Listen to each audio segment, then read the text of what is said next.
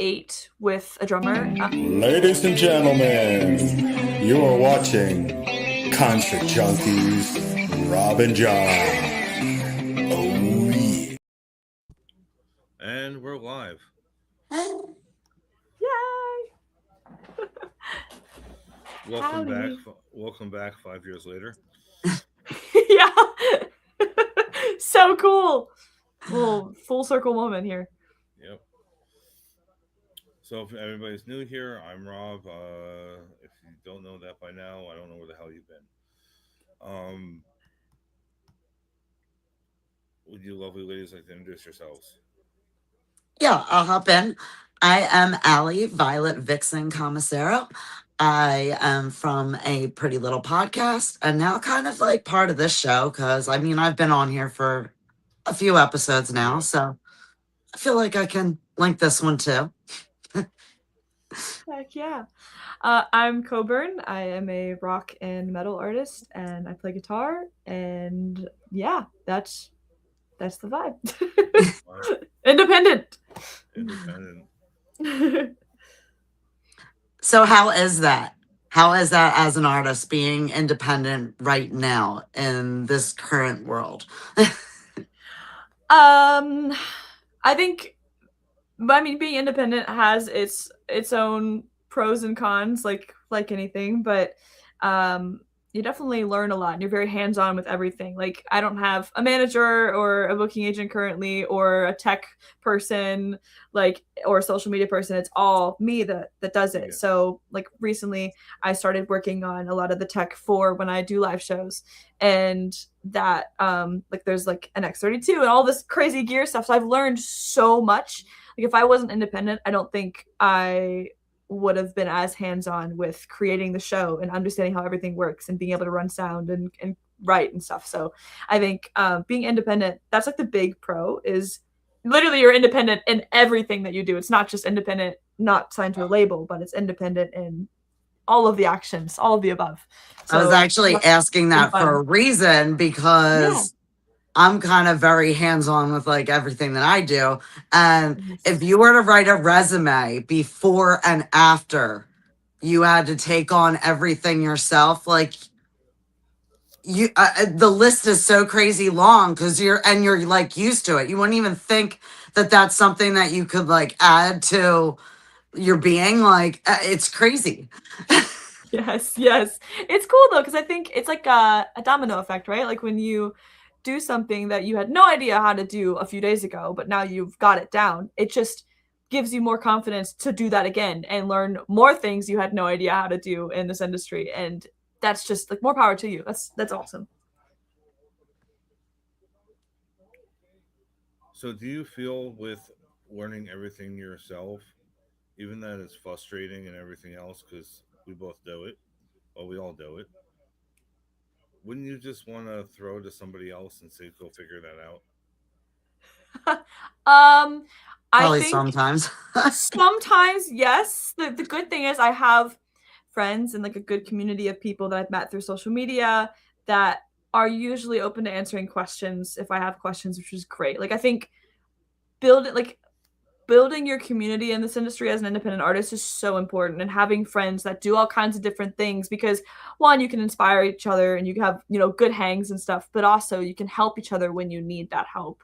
So I think that in a way is me reaching out, but it's not me saying, oh, go do it. Like, I think if I had endless amounts of money, which most independent artists do not, then that would probably be the route I went, because then I could focus on writing, but it's not. Shout out to your village. Shout out to all the people that help you be able to do it yourself and able to learn and able to grow. Yes. Preach. Love you guys. Love you guys. Yes. So I saw you went on a little camping trip by yourself recently. Yeah, that was last fall, I think, or something like that. It was when it started to get cold. I follow a lot of YouTubers, and they're very independent, like female solo travelers doing things on their own, and it's like, Was that your first it's just time? awesome. It was my first time camping by myself, and granted, it was in the woods of my parents' house, so it like wasn't like a crazy unknown place, but it was cold, it was dark, there were scary noises, and like I normally don't leave the studio, so it was nice to get out and just throw a wrench in my plans, because that I think brings more inspiration too when you mix up your schedule and try new things. So yes, the solo camping trip was fun and cold. Any animals creep up on you? No, I did have my dog with me, and he was like on edge the whole Okay.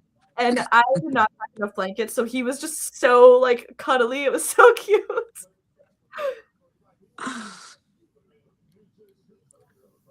So I'm so excited. I just want to know all about the music, all about the new music.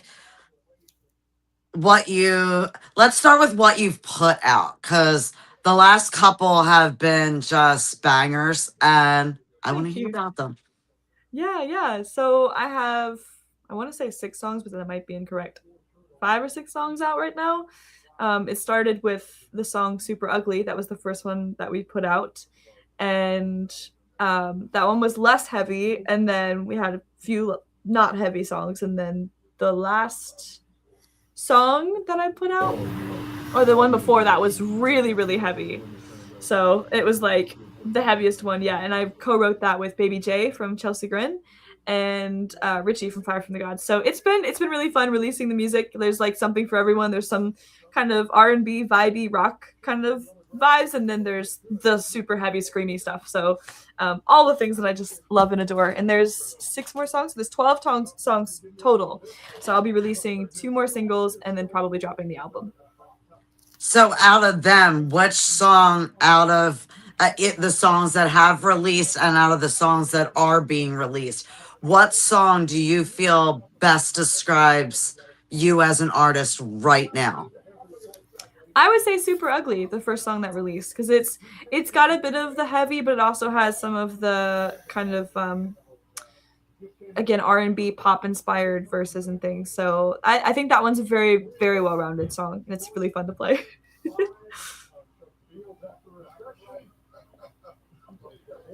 I think I hear a TV. Yeah, unfortunately, or we'll have a dog bark. So yeah, Rob's dog has anxiety. Oh. So it's that. Oh my gosh, my producer's dog is really afraid of storms. Like when it storms, like she has to have like special medicine that makes her basically really sleepy. Otherwise, she will chew holes in doors and walls. She's so cute though. I love her.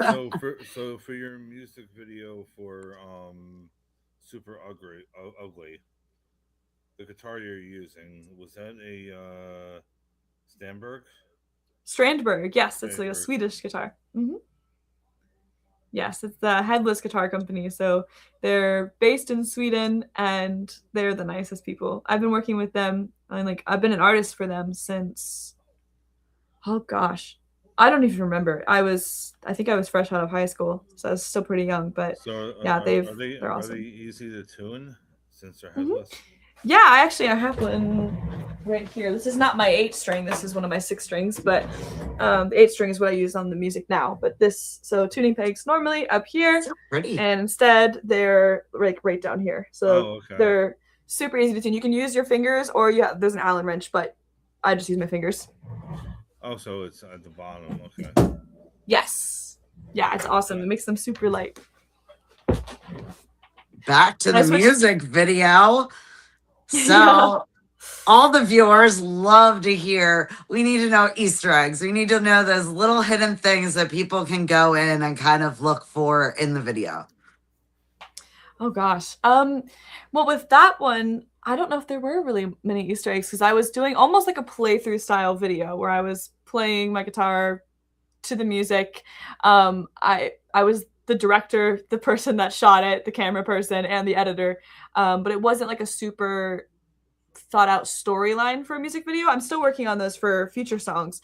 Trying to think of Easter eggs though. I don't think there are any Easter eggs in that one, actually. There should be. Where did you take that?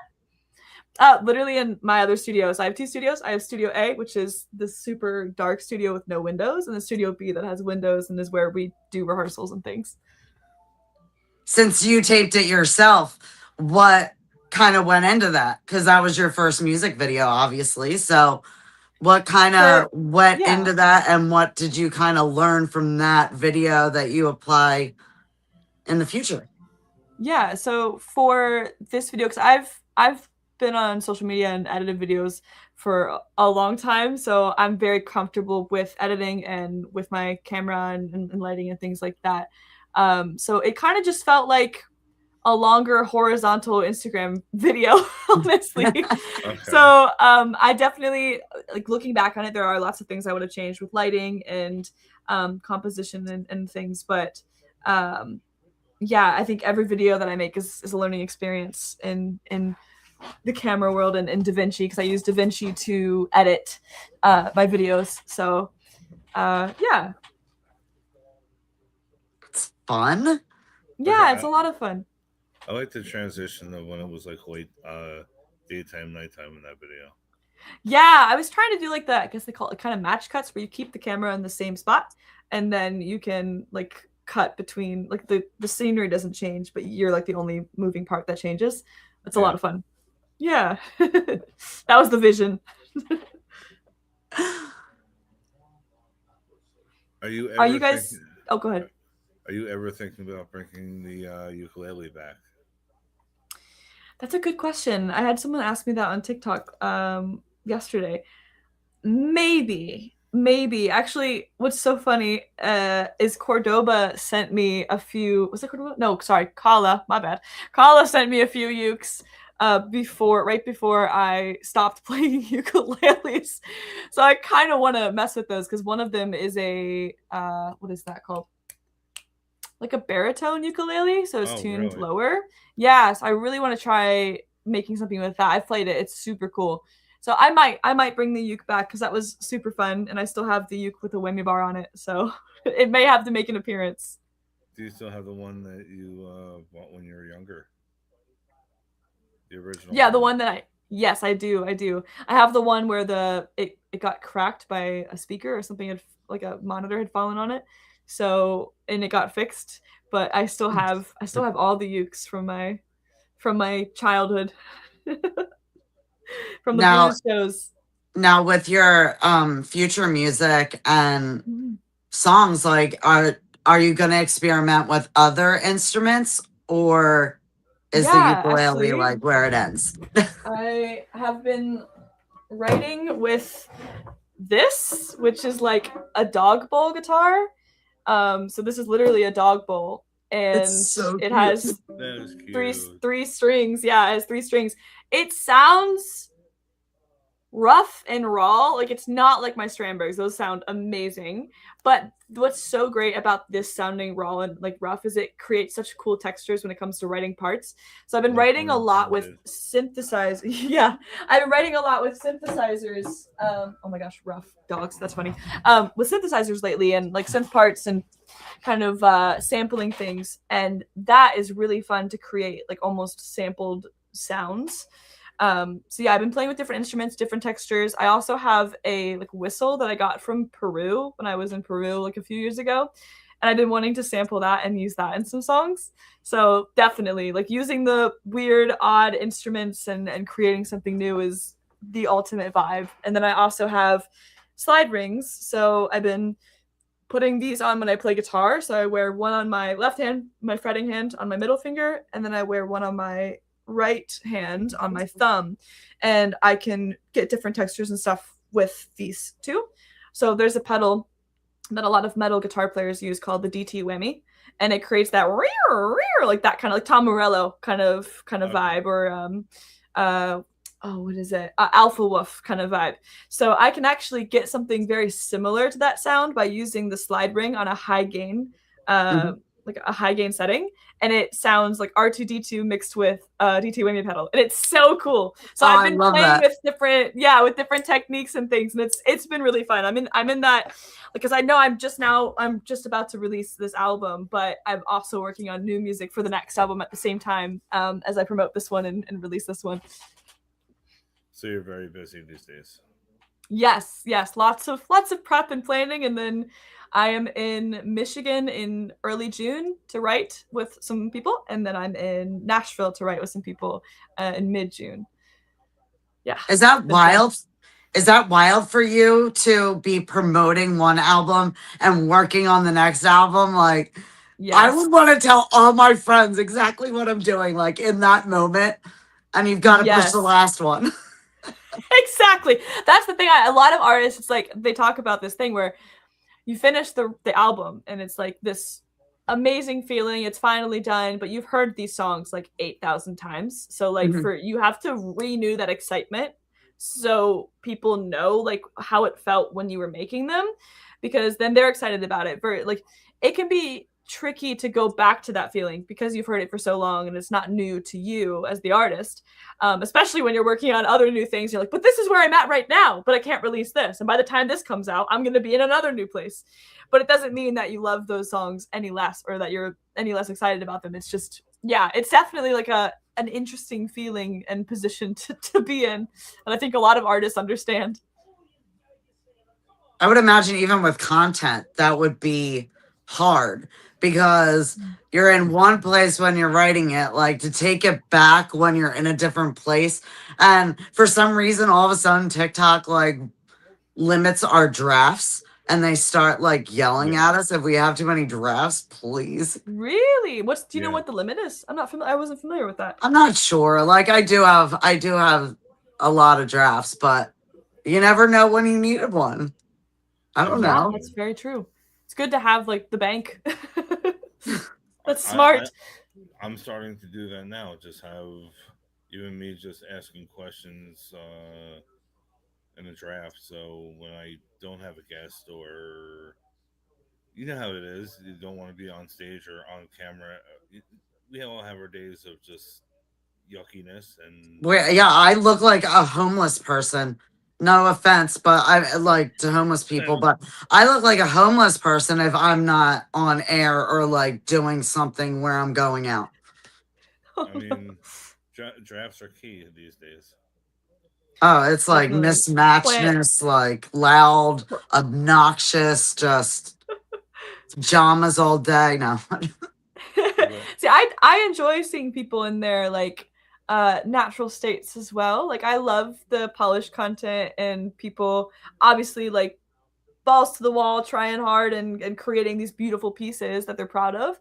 And then I also love to see the sides where it's like, oh, they just crawled out of bed and this is the real them and this is them talking about something they're facing or growing. Like I had a conversation with someone recently where we talked about like, would you rather see someone who's got it all figured out on social media and is like perfect, or would you rather see someone who is struggling through it and still learning, but they're documenting that process? Like which one is more interesting to you? Definitely the process. It's definitely the process. Like most people want to see like, because if you wait to be this perfect version, then you're missing out on capturing all of these cool moments over here of, you know, oh, I'm struggling through this. Like I'm just facing this right now. I spent a lot of time trying to be that perfect person. Here's the product, here's the end goal.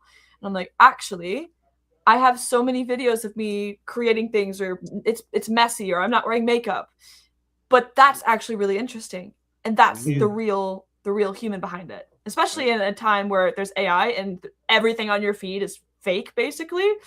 Like my friend Sophie, she posted a video today of this AI guitar player that was playing her riffs and things, and it was this woman that was obviously fake, but playing her riffs and had thousands, millions of views. And she's like, I'm so done seeing people. Oh no, somebody just asked me today how that's so crazy you just brought that up, because somebody just asked me today, how would I feel if somebody used one of my photos from Instagram and made a video out of it, or even a dirty video? Like, how would I feel about that?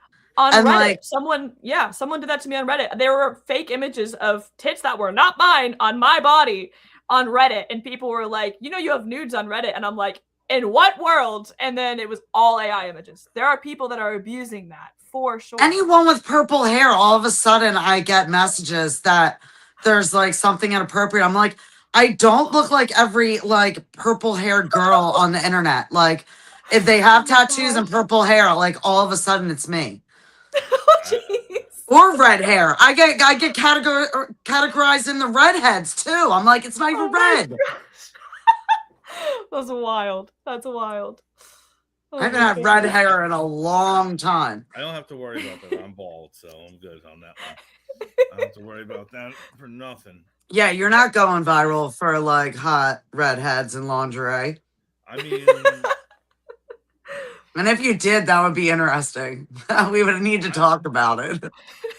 No, I mean, you want to leak something that's not me? Go ahead. I don't really.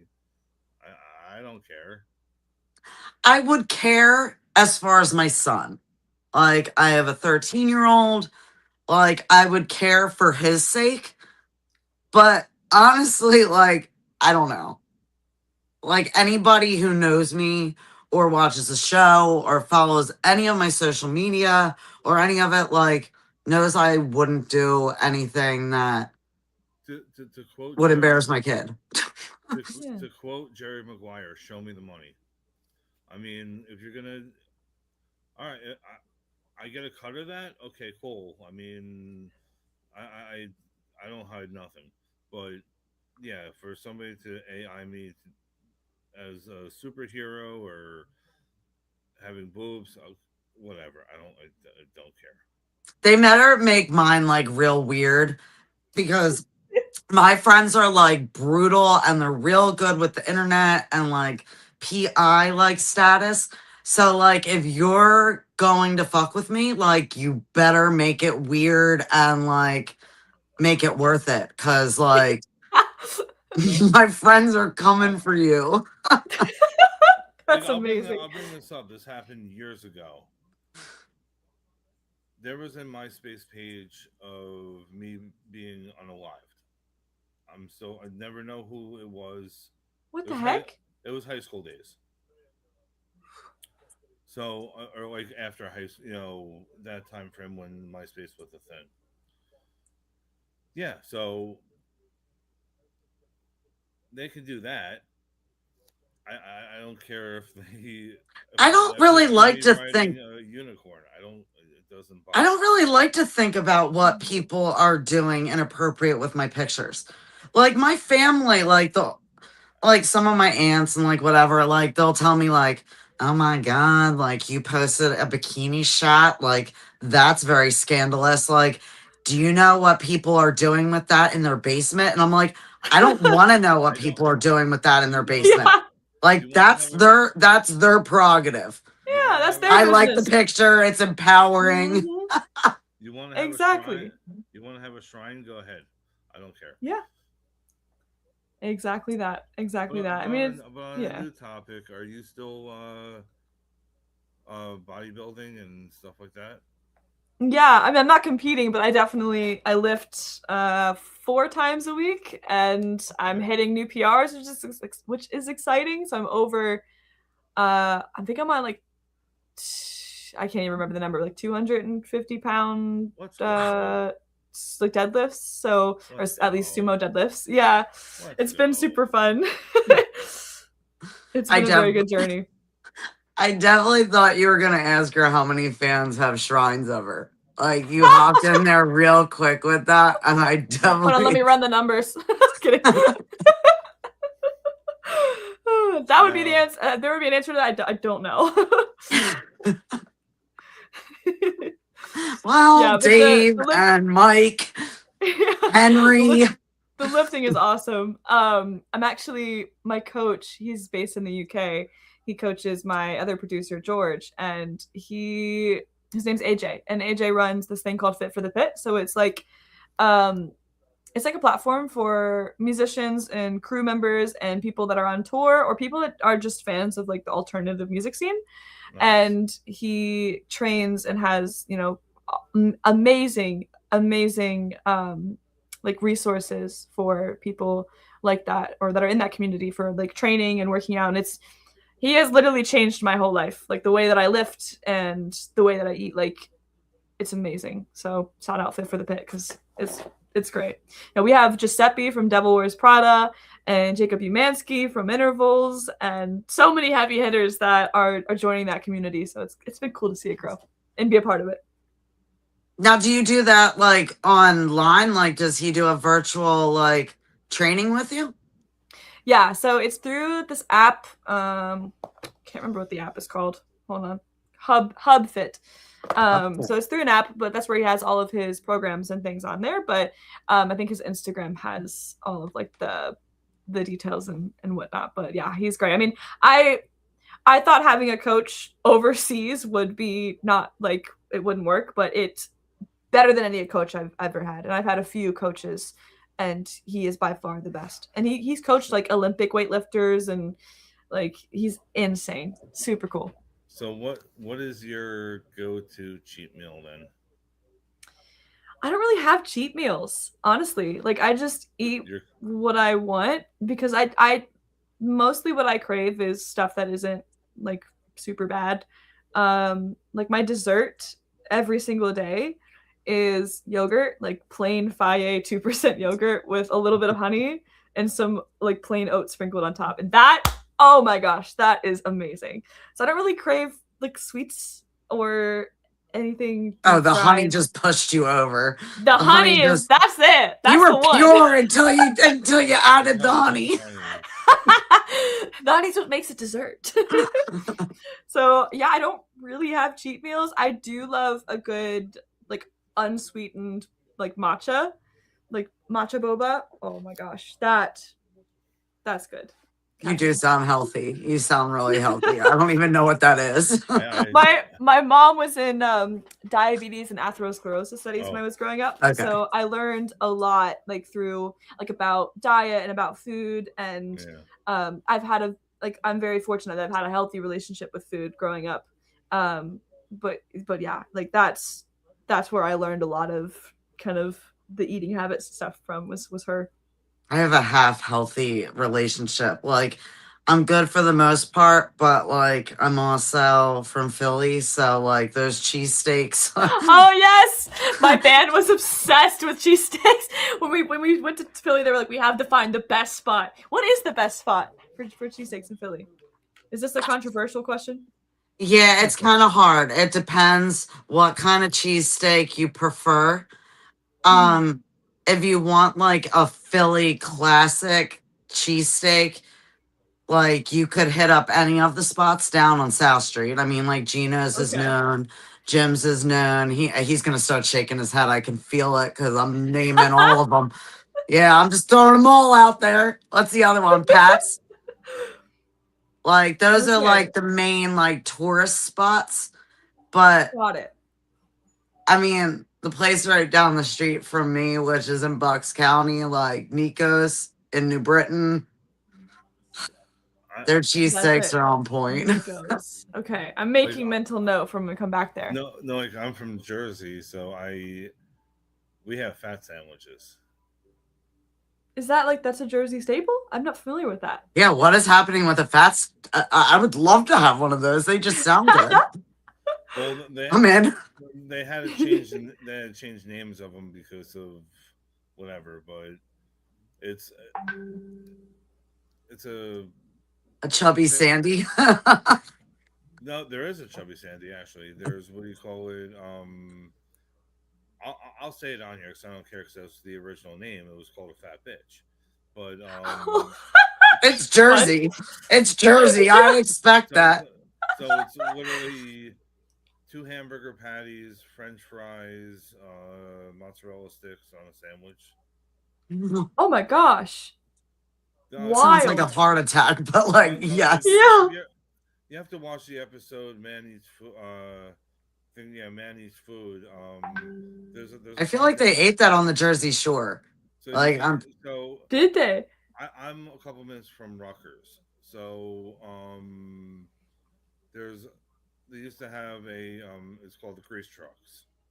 So they have sandwiches that have French fries on it, mozzarella sticks, chicken fingers.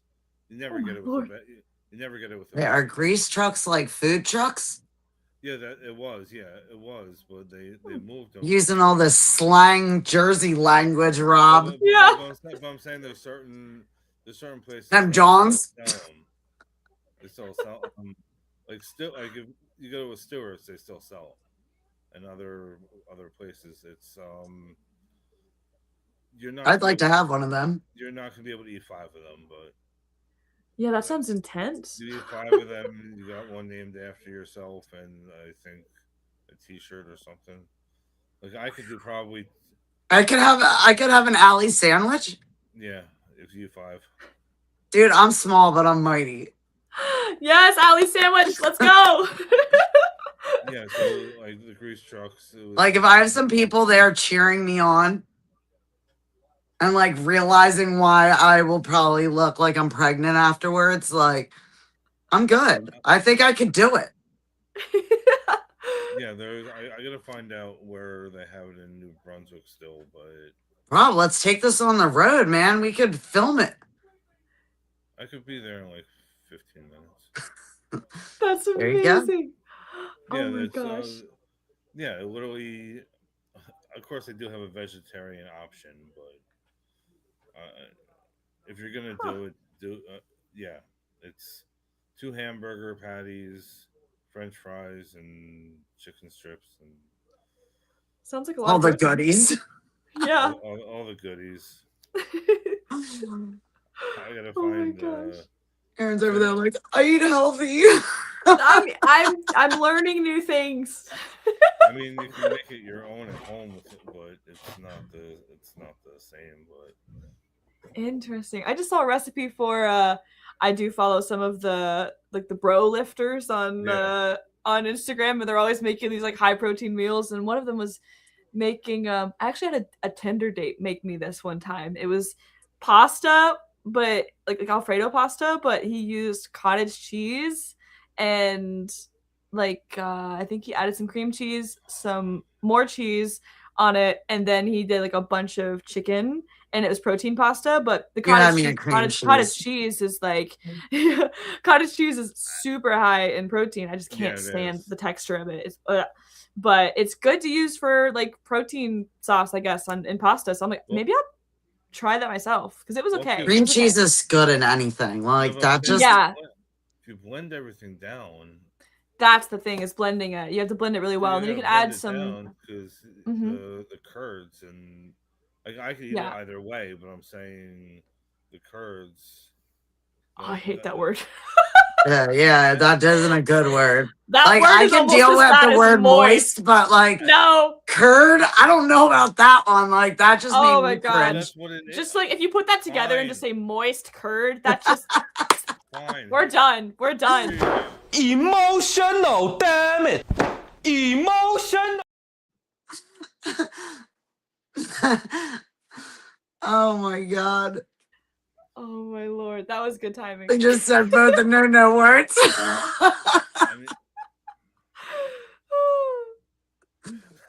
Amazing. Rob doesn't even know what to say. Go ahead, Rob. What are you gonna say after moist curd? Say what? Yep. That's amazing. I want one of those things. The Steam Decks. Those things are great. Oh my gosh. All the buttons. I love that. Sometimes I forget people have word triggers, or words they don't. Word triggers. Yeah. I mean, I can deal with those. Just like it just does not bring up a fun image in my mind.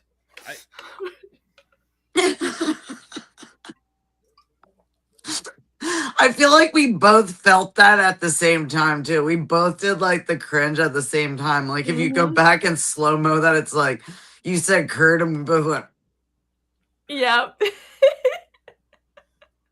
Is there another phrase for it that Cottage cheese. You can just call it cottage cheese and everyone knows what it looks like. Yeah.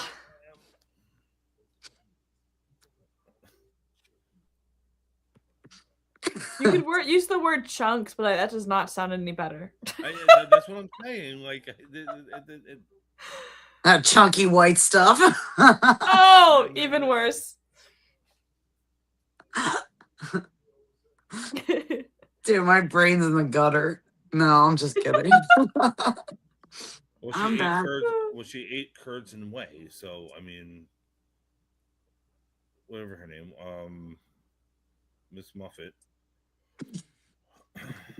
Who? Miss Muffet from the Who's nursery that? rhyme. Yeah. I The actually nursery rhyme was that Miss says that? Muffet. I was Miss Muffet for Halloween one time because she sits with a spider, so I did spiders all over me. But she's from a Wait, is this nursery from a rhyme. show? Oh, a nursery. Okay. No, the nursery Interesting. rhyme. I don't Little know the Miss nursery rhyme. Muffet sat on her tuffet, eating her curbs and whey.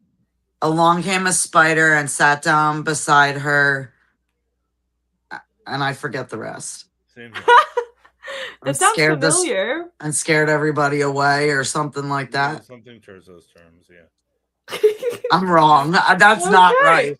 It ends on a good note, and I just made it end on like an emo note. Sorry, I forget the end. I'm learning new things. Oh, my dog wants to say hello.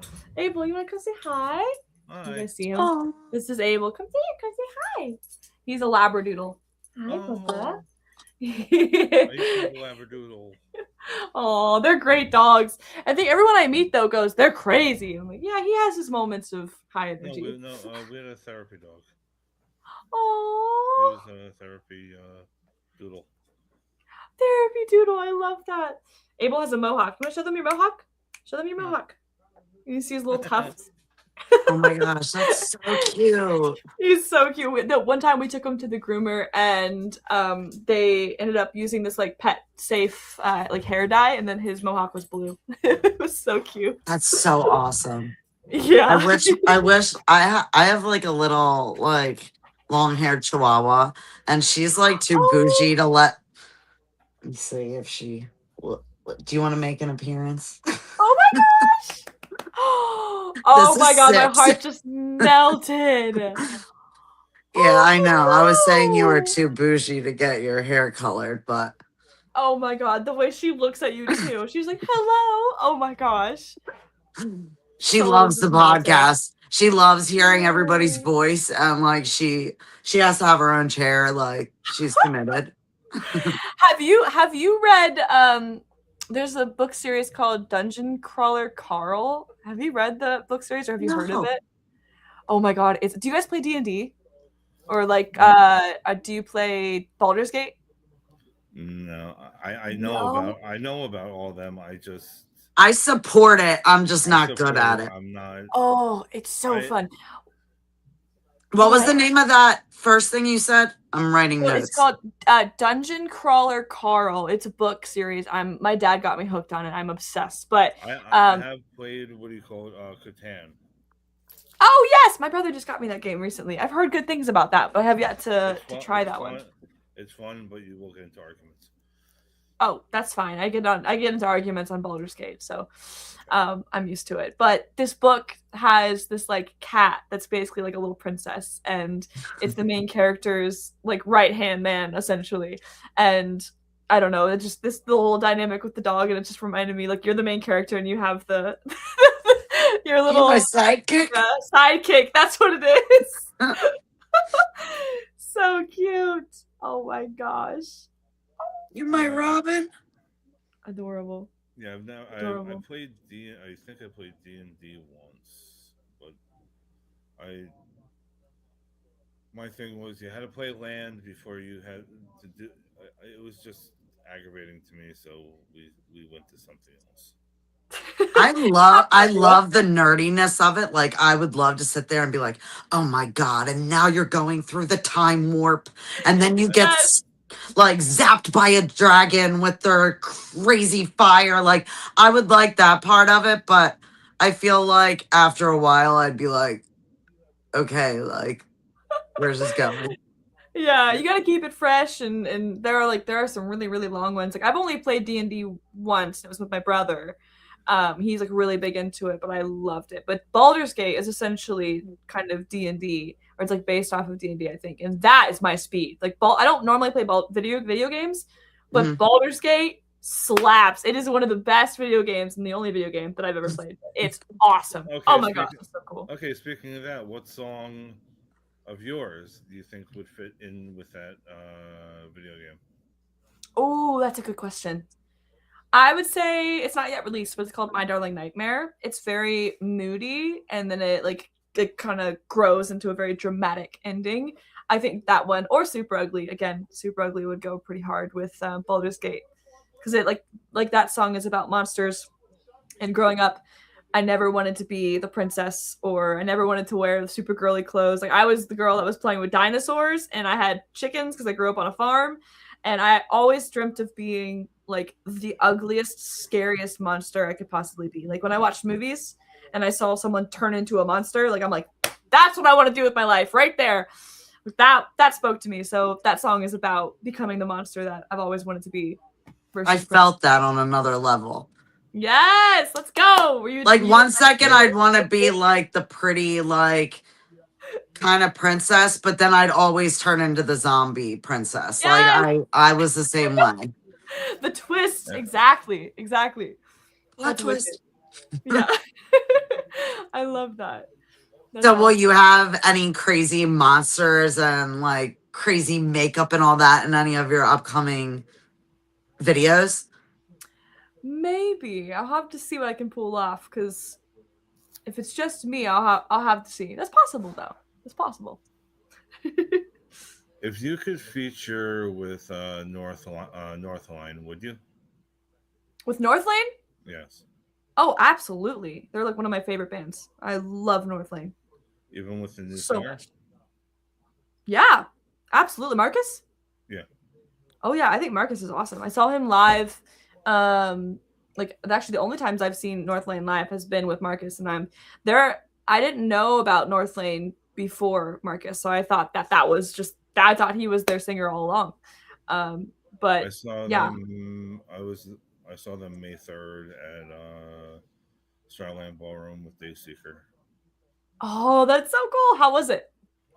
It was packed. It was good. Nice. Yeah, I haven't seen Dayseeker yet. No, they were good. I didn't. I was there to the end, but I didn't. I moved where I was side stage left where they come out. So I was. You need to start wearing a security shirt and just stand over on side stage. That's where I end up anyway. Yeah, but you gotta just get the t-shirt. I might have Play the role. Just get like one of those like cloth, I forget what they're called, lanterns.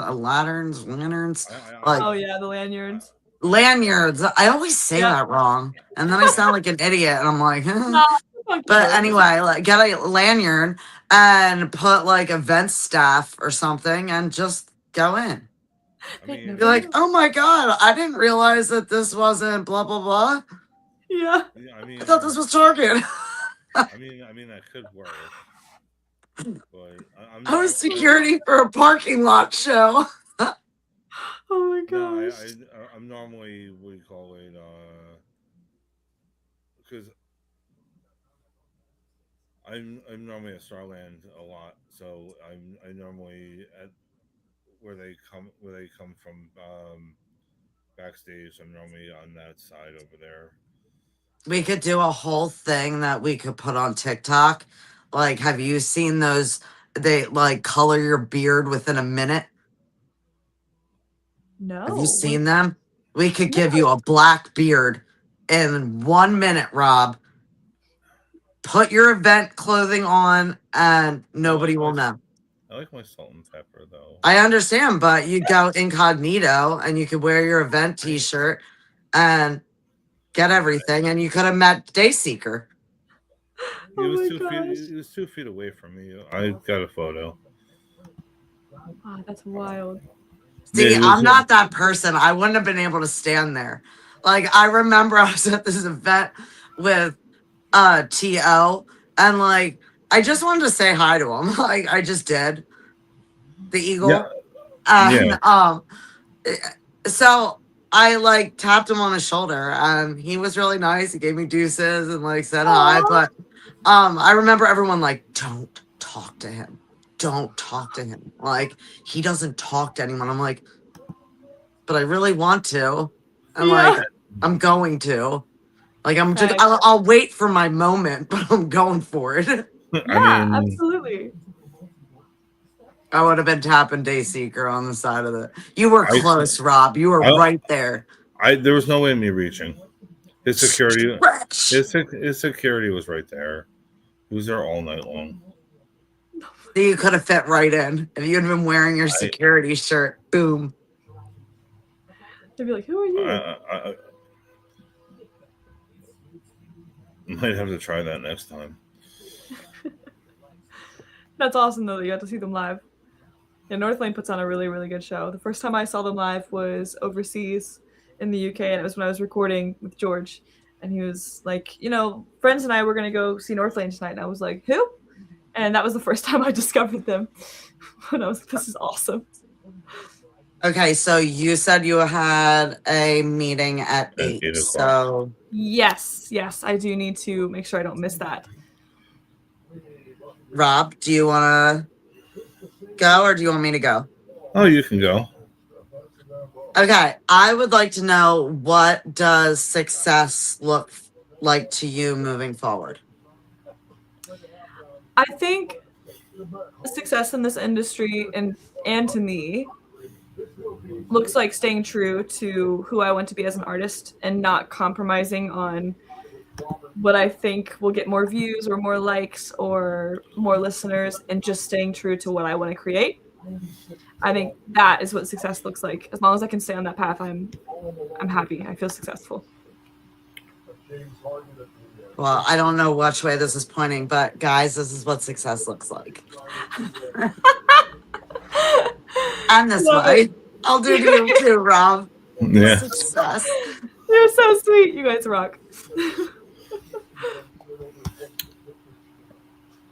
So we have about 2 more minutes because I know that you have to go. Yes. I ask this every episode, and it would feel not right to not ask this question. I know I asked you this 5 years ago, but I'm asking you again. What do you want to leave as your legacy as a person? Oh, that's a big question. I only do big questions. Okay, I like it. I think I want to inspire people to be more than one thing, especially artists and creative people. Because in this world, they tell you that you have to have a brand that matches everything. Like, okay, you make serious, sad music, you must be a serious, sad person. Like, you make happy, bubbly music, you must be happy, bubbly all the time. And I think people forget that there's a human behind every artist. And I want to leave a legacy of being able to be that person that makes heavier music and rock music that may be like, oh, the face doesn't match with the music or that kind of thing. I want to inspire people that maybe don't look like what they sound like or don't look like what they make to just make what they want to make anyway. And yeah, I think that's what I want to leave behind as inspiration. And real quick before we hop off, where can fans see you next? Yeah, so you can follow me on all streaming services under Coburn, all social media under Coburn Official. It's COBURN. And I will keep you updated on live shows as well. So hopefully, I think next year we're aiming to do some tours. Yay! Yeah. And make sure you follow her because she's releasing new music. You've heard it here. It's all coming up. So follow her or you're going to miss out. Thank you so much.